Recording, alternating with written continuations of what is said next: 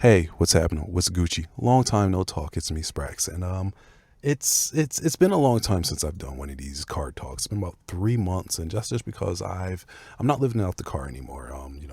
This is my baby right here. I don't live out there anymore. I still occasionally fall asleep in my car, but I don't live in it.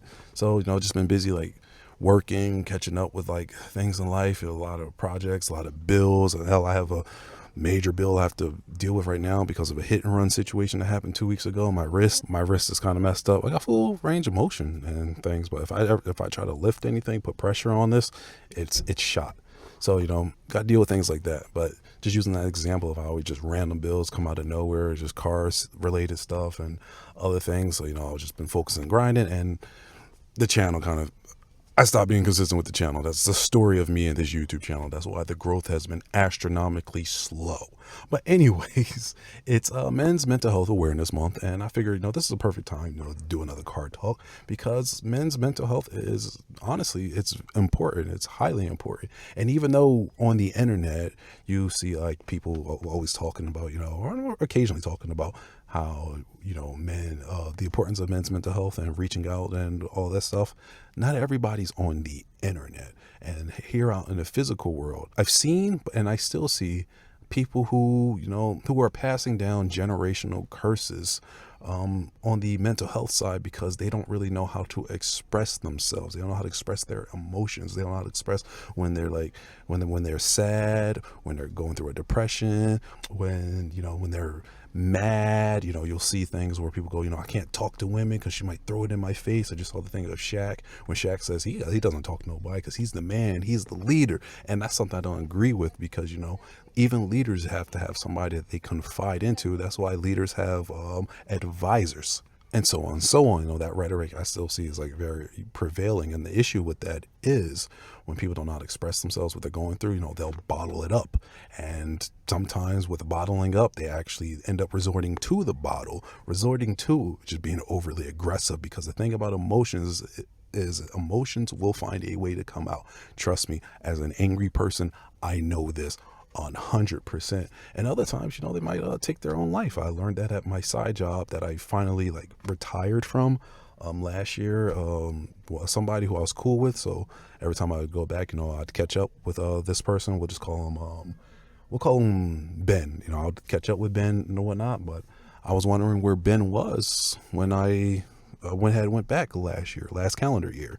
No, I hadn't seen him. I was like, I don't know if he like was sick or if he, just like had moved on to a different job. And then I ran into another person that I know, and I happened to ask about him. I was like, oh, have you seen Ben around or not? And he was like, oh, actually, no. Let me rephrase this. That wasn't how it went. I ran into that other coworker and who was like really cool with Ben. But when I ran into him, somebody else had ran into him, and he was like, oh man, I'm sorry about your loss. And he mentioned, Ben, and I was like, wait, what? No way, Ben's dead. Ben's dead. What happened? And he told me that Ben took his life, and I was like, oh.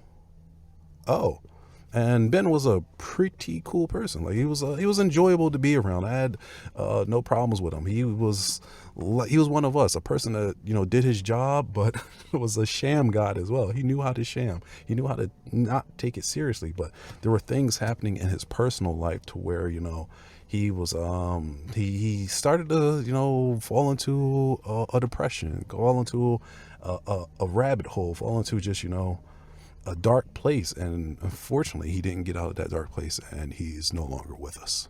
And sadly, these are things that that happen a lot. Like I'm going to speak on myself a little bit, right? So the incident with the car, the hit and run that happened, I personally I'm a person that has a lot of anger, a lot of anger. I don't. It doesn't really come off in these videos or anything because, for the most part, the person I desire to be and like to be is somebody that's cool, calm, and relaxed. That's the person that I like to be.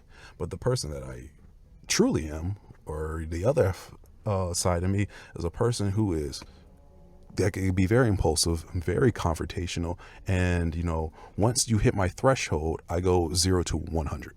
Like amongst my friend groups or whatnot, I'm the more calmer one. Some will just go right to go, and I'm the one that tries to like diplomat, negotiate, and blah blah blah blah. And then once I'm on go, then it's like there's nothing. it's hard to bring everybody back down because it's a problem. When I was in the hit and run, because I was driving down the road and the person, ran a red light, hit my car at 3 a.m. I saw everything like go slow, and I swear it swerved over, no, and was able to like avoid most of the damage. But right before he hit my passenger side, first thing I thought was, no, my airbags, which is like funny as hell to me thinking about it because I was like, my brain's like, no, that's a lot of money. And thankfully, like, the airbags didn't go off. But after, we collided and, I stopped, sat there, checked the intersection, saw that the light was green, saw that I had the light. My temper instantly just went to like 1,000 because I'm a fairly angry person. Like I'm a angry person. I'm not the most social person. It's funny because I'm a photographer and I'm trying to do YouTube and like be more active on social media and other stuff. But I'm not really social. I'm very antisocial actually. I like being by myself. I like being amongst like the trees and the bees and the bears. I like my solitude, which is why it was very easy for me to live out the car because being by myself is like very peaceful. I'm also somebody that's not wired 100% mentally. This is the best way I could put it. Like if it comes to like doing a violent deed, I'm not saying I'm prone to violence, but let's say if you like do something to a family member of mine or something, I won't mind going to violence. You know what I'm saying? Like as retribution. So when the person hit my car, I went to 1,000. All my deep-seated, rooted anger just shot up. And I got out the car, and this man was trying to talk to me. He was trying to talk to me. He ended up running, by the way. That's why it was a hit and run. He was trying to talk to me. He's like, that's my fault, bro. Knowing that. So what you trying to do about it? And when I say I couldn't talk because I was so angry. I couldn't talk because everything I had worked up to that point, you damaged it. I worked on being a better person. I worked on finally getting a car. I worked on improving my bills, paying my bills and everything else. And you, by running that red light, you damaged that. You created a hitch in my plans. You became an obstacle, an unnecessary obstacle. And right now, I want to kill you. And I'm not joking. I'm not saying this to sound, tough or anything or whatnot. No, it's none of that. I'm being completely honest. Right now, I want to kill you. I want you dead. And while he's trying to talk to me and saying, I'm sorry, bro, that's my fault and whatnot, I'm just going because I'm forcing myself to use breathing techniques. I'm forcing myself to breathe, forcing myself to not react the wrong way. Because every time he got closer to me, and every time he said, so what are you trying to do? He's basically saying, do you have insurance? I hope you have insurance, and you're just going to try to let bygones be bygones. But in my head, all I'm hearing is, so what are you trying to do? As a threat. I'm seeing this as a threat. My anger is overflowing. Everything's a threat to me now. Everything is violence. I'm going to kill you. And your friend just got out the car. I feel like he has a gun on him. I need to kill him too. You see what I'm saying? Like everything was coming out. And thankfully my conscience was able to take over and I walked away. I walked to the other side of my car and was able to breathe. And then we agreed to move in our cars, exchange information, and then he ran. And I was pissed. I'm still pissed about it now. But all those emotions that I felt was basically like all my contempt and anger and everything overflowing, especially since I, have moved back into the local train area and whatnot. Just the little things like, the dirt on the ground, the random street dude who's never seen me before, who calls himself trying to find out where I'm from, checking me. And in my head, that's like, that's you're crossing a line. So now, I got to calm down because if I don't, I'm going to swing on you. The person speeding, the just the dirt, just everything. Like the little things have been grinding at me. And when they start grinding at me, I start getting into a mood. And basically, I was starting to become my environment, which is pretty much just, negativity. And that negativity of the environment was starting to come into me. So when the accident happened, that was, all the deep seated stuff, plus the allowing myself to become one with the environment, not using creative outlets like YouTube or, my artistic skills, like drawing or even doing any photo shoots or whatnot, not expressing that through positive means. And things could have went bad that night. Thankfully it didn't. But that little anecdote I told is why, men's mental health is like incredibly important, because it's unfortunately is reinforced not through just women, but also men, that, man, you gotta be tough, you gotta be strong, you gotta be the leader, you gotta be brolic and buff, and the red pill nonsense is not helping. Andrew Tate and all the other stuff. It's bad, and I'm not really gonna get into an FD signifier. He does a great thing talking about the manosphere or whatnot, but it puts a man into I feel all this stuff has you go down the wrong path. I'll give some more examples. There's a friend that I have, and his stepdad is somebody who, was raised in the old school of a man has to find their own way and all that. And there's nothing wrong. There's nothing wrong with somebody, going out into the world and finding their way. But the issue with the way the stepdad goes about it is the stepdad believes the man has to find their own way the hard way. And that's because he went through it the hard way. He was whooped a lot as a kid, physical discipline for, whatever mistakes and whatever he may have did, has done hard labor his entire life and whatnot. And because of that, even though he can be an okay person, he doesn't really know how to love, and he doesn't know how to express love. And he doesn't really, he believes in the, I did it the hard way, you have to do it the hard way, because his heart is hardened and he doesn't know how to unharden that. I had to open the door because it's getting hot in here. But so many men also, experience that type of upbringing. That's why what I meant by generational curses earlier, that, that very hardened old school way. And it doesn't, it leads to your suicidal epidemics, your alcoholics and everybody, because you don't know who to turn to. You don't know how to turn to nobody. You were taught your entire life, a man's got to do it that way. A man's got to find a way, without ever being told, hey, I love you, or, things will be all right, or, hey, it's cool to cry a little bit. It's cool to, just let it out. Let your tears out, sit down, cry, open the faucet a little bit, let some steam out. And then after that, we'll talk it out and figure out what we're going to do in it, or whatever, just similar things. They're not taught that. And I'm here to say that it's okay to do that. And I'm laughing because I see in the mirror, I see this in the shot and I don't really like it, but it is what it is. But yes, it's okay to do that. It's okay to loosen up. It's okay to it's okay to express yourself. It's okay to find things. Look, and I'm here to say, to my fellow men, if you grew up that way, unlearn that. Unlearn it. Unlearn that upbringing. And it's not going to be easy. It's going to be incredibly hard. Trust me.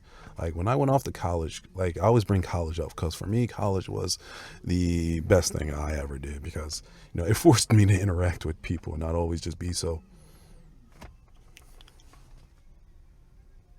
So this is how I normally look, just.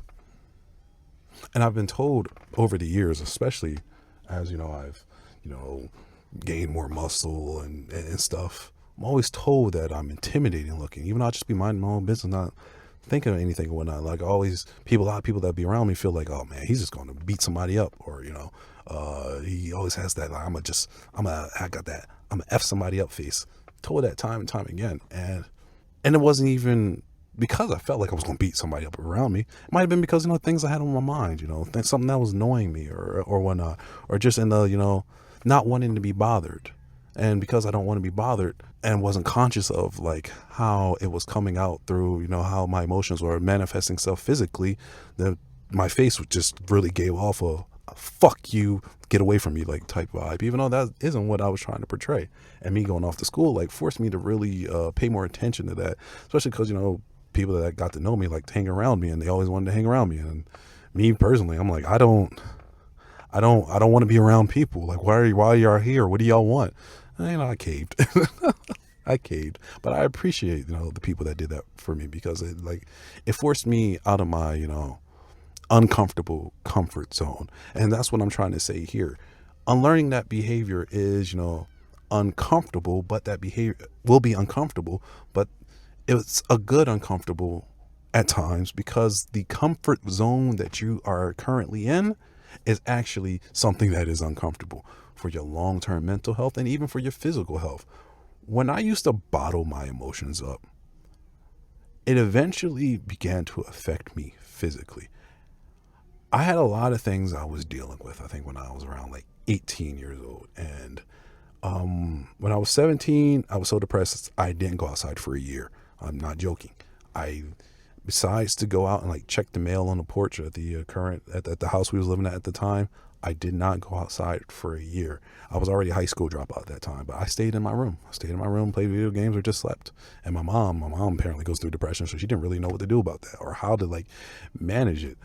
But I stayed in the house for an entire year. And then when I turned 18, things just became like so unbearable. We had like a toxic household. Me and my mom wasn't really getting along. A bunch of other stuff. I had things that were bothering me, like family members that had passed away, a bunch of other stuff, blah, blah, blah, blah.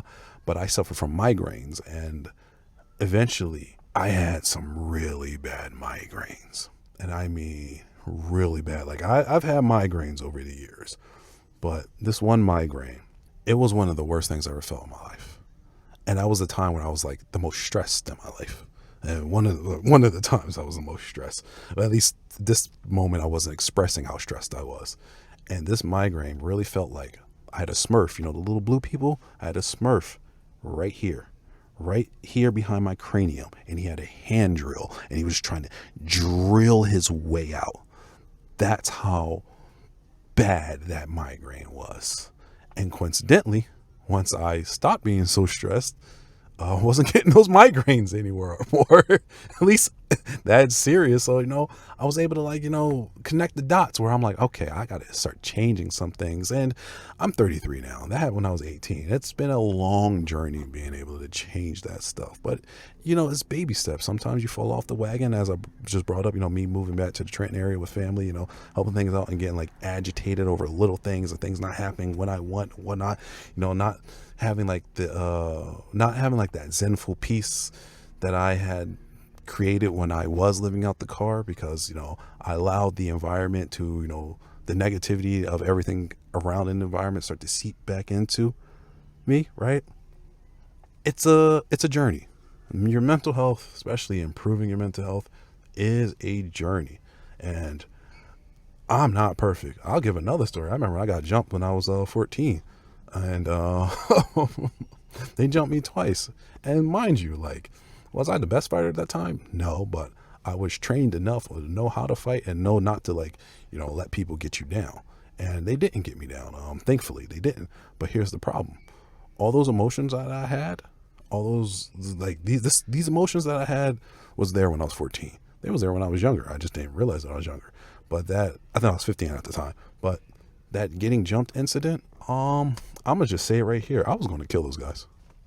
The people that jumped me, I was going to kill them. No, I was not going to shoot the school up. I was going to shoot them. There's no reason for me to shoot the school up. I got no beef with nobody else but them, because you jumped me twice, and one person that you convinced to jump me is somebody I called a friend, somebody that I was cool with. And me, I take the word friend seriously. Everybody else is just an associate. So for me, that was like betrayal. And I had dealt with a lot of disappointment in my life up to that, mainly through like family and my mom. So that right there, it stung deep. And I didn't have anybody to express it to at the time, because outside of internet friends and some friends I had in my personal life, I didn't have no family members to talk to. My dad was still in prison. Me and my mom wasn't getting along. My sister's 7 years younger than me. So she's a kid. She don't know what's happening. Who am I going to speak to besides internet friends? I'm antisocial at the time. I have friends at school, but I don't really talk to them like that outside of school. You get what I'm saying? So when all that happened and I was felt betrayed and everything, I'm gonna get a gun and I'm gonna shoot these niggas. It's all right. This is what we're doing. Like, this is the amount of disrespect I get, even though I'm minding my own business. I don't really fuck nobody like that. This is what y'all are doing because y'all think I'm soft like that. Y'all jumped me twice, couldn't take me down, couldn't beat me. All right, you know what? It's not going to be a third time. I got something for a third time. I'm going to kill you. I'm going to shoot y'all. And I know exactly which way y'all walk. Y'all walk up Parkside. And so I'm going to catch y'all at the fucking intersection. I'm going to catch y'all, walk right in Jasley. And I'm going to pop all 5 of y'all. I don't know if I'm going to kill all you, but I'm going to get at least 3 of you motherfuckers. That was what was in my head. Thankfully, even though me and my mom weren't getting along at the time, I guess the energy I gave off was so bad. So bad because I didn't talk when I was in the house. I didn't say nothing. But the energy must have been so bad that my mom, when she got off of work, she bumped into me like when we was in the house. And she literally, this is verbatim how it went. She looked at me and was like, whatever you're thinking, let's do it the legal way. And obviously that's what we did because I'm still here.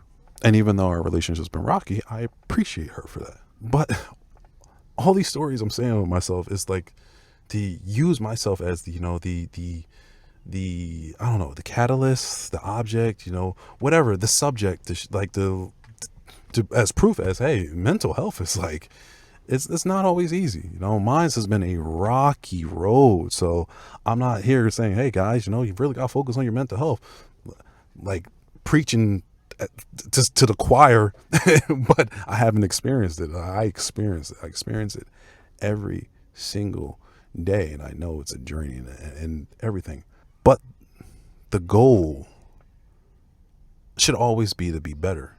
Like that's my goal in life. I always tell myself, if I'm lucky enough to live a long life, I want to have a very lengthy book, a book of experiences, just like an adventure novel in a way. So just so many things I've done and have experienced and I've achieved.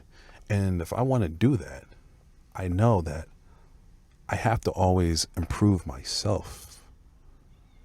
I can't always be that person. I can't always be that, that super reclusive, self-isolating person, that's always getting angry and, is ready, like when things get bad, gets like kind of murderous and, because all my emotions come out and a bunch of other stuff, sometimes get depressed or, just everything. I can't be that person, that relaxed person that I like being, who I feel like is like my true self.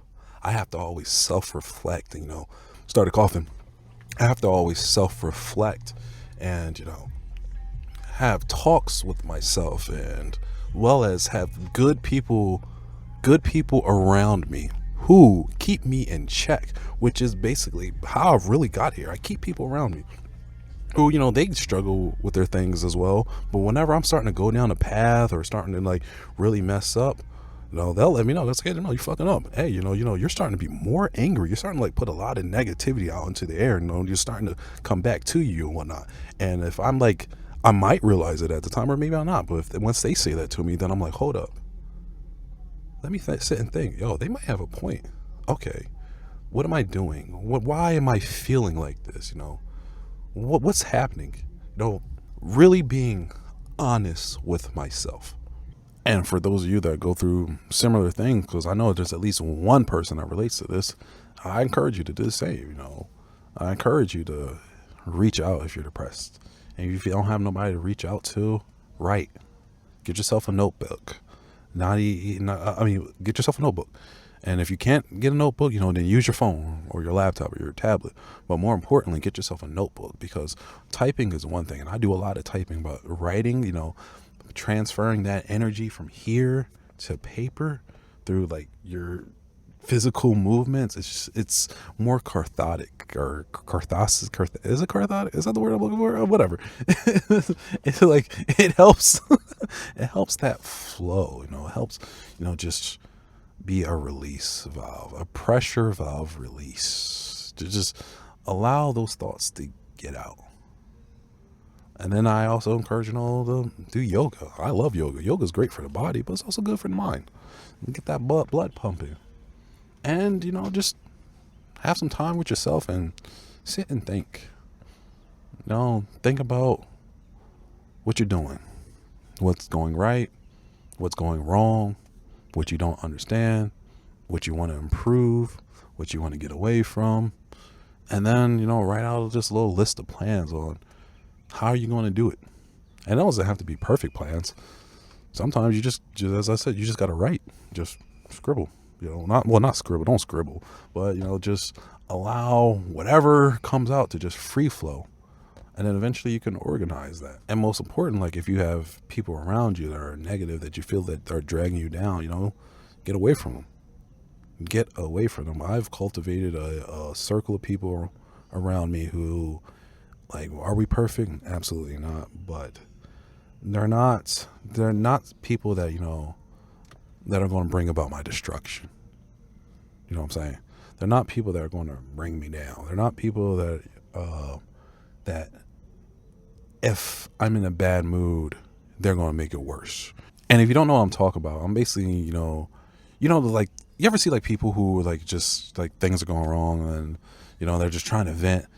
And then while they're venting, their friend will like, yeah, fuck that motherfucker, blah, blah, blah, blah, blah, something like that. Right. And then, like if you sit back and you listen to that, you're like, there is nothing productive happening in this conversation that they're having. It's just, it's like a lot of squawking, but it's like negative squawking that's reinforcing negativity, like that type of stuff. Like if you have people like that in your life, start distancing yourself away from them to more positive people who do more positive things.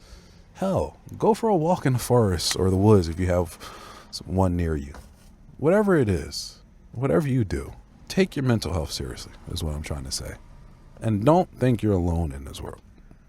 If you found this video, you definitely aren't alone.